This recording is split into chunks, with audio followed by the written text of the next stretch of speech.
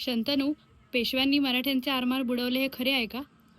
हा आरोप ना नानासाहेब पेशव्यांवर केला जातो आणि तो पण तुळाजी आंग्रेंच्या विरोधात नानासाहेब पेशव्यांनी इंग्रजांची हातमिळवणी केली आणि त्यांचं आरमार बुडवलं असा आरोप अनेक जण करतात.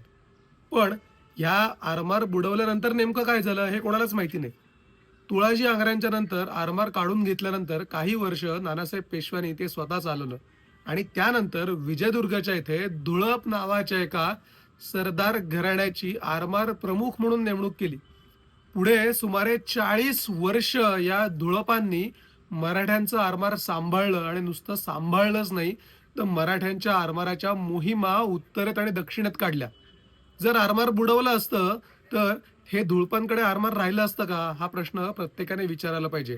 तुळाजी आंग्रे जुलमी होता, त्यामुळे त्याच्याकडनं आरमाराची सत्ता काढून घेणं महत्त्वाचं होतं. त्यामुळे नानासाहेब पेशव्यांनी हे केलं आणि त्यानंतर धुळप हे मराठा साम्राज्याचे सरखेल झाले.